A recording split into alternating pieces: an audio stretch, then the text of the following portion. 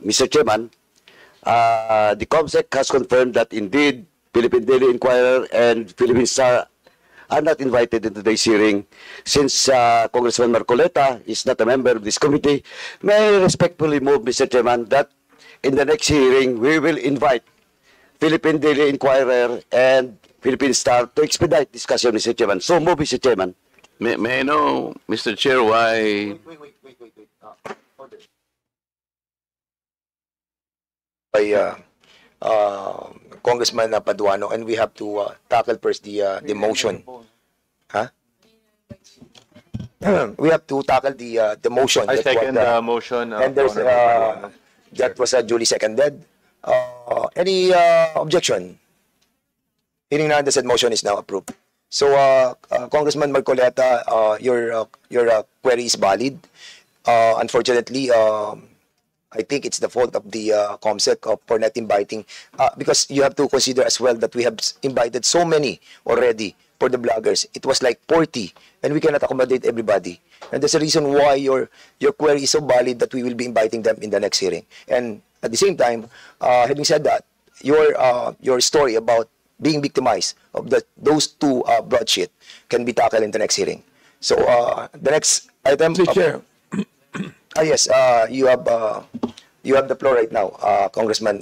I just would like to find out if Miss Elizabeth Joey Cruz, aka Joey Devere, Vivre, was invited. Consent, If he was invited, I'd like A point of order, Mr. Chairman. what's the point of order? Once again, Mr. Chairman, the floor is still with Congressman Marcoleta, and is she okay na po ba? Kaya Congressman Marcoleta, with regards to the query, that I move to invite Philippine Daily Inquirer and Philippine Star. Yes, And yes, it was yes. approved. Well, Now, actually, I have already taken action. I on know, the but query of the floor is still Congressman. with Congressman Marcoleta, and I asked personally Congressman Marcoleta to the chair if he is satisfied with the motion that I have made, Mr. Chairman. And after that, siguro, let's proceed with another member of the House of this committee. Congressman Marcoleta, please. Thank you, Mr. Chair. I still have to include another aspect of inquiry. Kasi hindi lamang po yung social media at saka yung mainstream media. I was also personally victimized by certain survey firms. Nagsasurvey po sila. For example po, yung SWS, kailangan sabihin ko na po. Nag-survey po sila ng third quarter survey last year. And they listed 40 names, senatorial preferences. Nandito po sa akin, ibibigay ko po yung kopya po, reference ng ating committee. There are 40 names mentioned and indicated in that list. Ito po, Mr. Chair. Gusto ko lamang pong i-emphasize na dito sa 40 senatoriables po na kanilang ginamit dito sa survey na to, meron pong 6 na relatively unknown. Babasahin ko po ang pangalan. Adonis Jerome, Andamo Jocelyn, Arambulo Ronel, Doringo Mimi, Floranda Mori, Danilo Ramos. Meron po naman 7 na sikat, Mr. Chair, pero hindi naman nagpahayag po ng pagtakbo bilang senador. Andiyan na po si dating Pangulong Rodrigo Duterte, dating Senador Franklin Drilon, dating Senador Richard Gordon, Harry Roque, dating Vice Presidente Robredo Maria Leonor, at saka po yung ating Secretary of Defense, Gilbert Chodoro. Pero po malinaw dito, Mr. Chair, hindi po nila ako nilagay dito sa 40.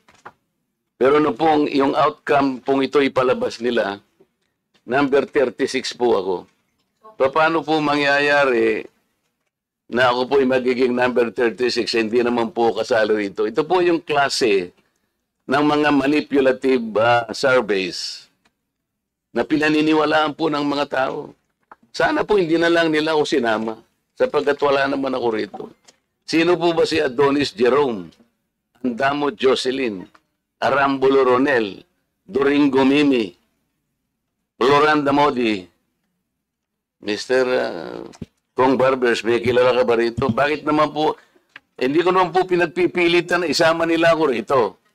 Ang problema, hindi po ako kasama, Mr. Chair, pero nilagay po nila ako doon sa resulta, number 36 ako. Hindi naman po tatama ito. Ito po yung gusto nating i-address lahat.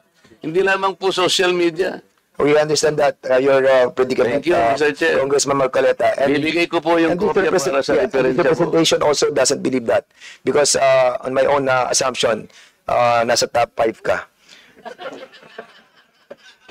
So, Mr. Chairman, Chairman, just Mr. Chair. kidding aside. No. Mr. Chair. Kidding aside. We have to tackle that issue as well, that being espoused by Congressman Marcoleta. So we will be inviting over in the next hearing, what survey firm is that? SWS and the Pars Asia. Ilan ba yan? Ito lang muna yung nakita ko. Because- At saka yung Manila Broadcasting Corporation. MBC. Because in the House resolution itself, the House resolution number 2147, it clearly states, Social media lang. Yeah. Medyo lang eh. Oh, kaya yun lang yung topic natin. But we cannot, but it was, we are not delivered. No. Congressman Barbers, you have delivered in your privilege speech a wide, comprehensive approach on this matter. That And I is think correct, Mr. inviting Chair. over the survey firm is also correct. yeah, maybe we Because can we are tackling expand. not only the House Resolution number 2147, we're also tackling two privileged speeches that was delivered by you. So I think may basis po yung kay Congressman Marcoleta. Okay, and at the same time,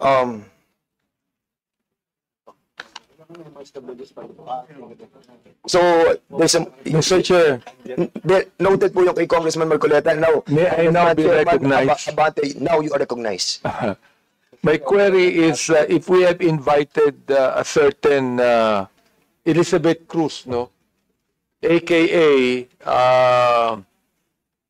Joey De Vibre, Mr. Chair, if we have invited her and she has an excuse letter, may I know what was the excuse, Mr. Chairman? Consec, please answer the query of Congressman Abante. Please.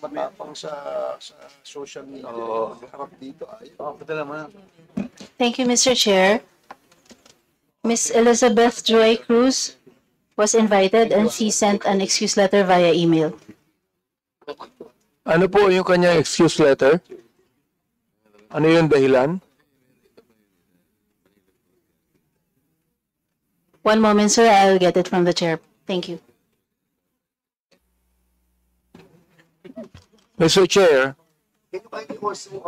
Comsec, can you kindly also try to tell us those resource persons who have not attended this committee hearing? Yung may mga excuse letter, okay yun. But those who have not reply to our request to be present on today's hearing. Thank you, Mr. Mr. Chair, Chair. particularly first, Mr. Chair, Yes, Congressman Abante. particularly I am referring to AKA Joe De Vibre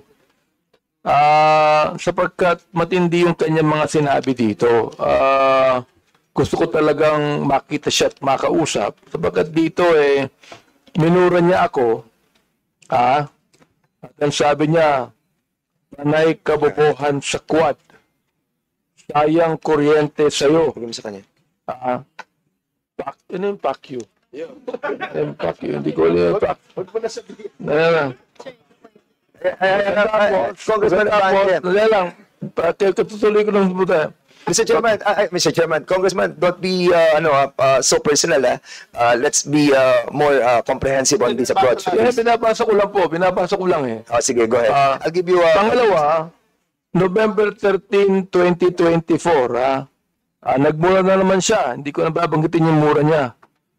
Pag tinatanong kung anong legislation ginawa niyo in relation to this, BS, ano ba yung BS? BS inquiry, sasagot ka. Swelduhan ka ng taxpayers, gago. November 3, 2024, si Benny Abante at si Romel Marbil ay mga protektor ng illegal na droga dahil pilit nilang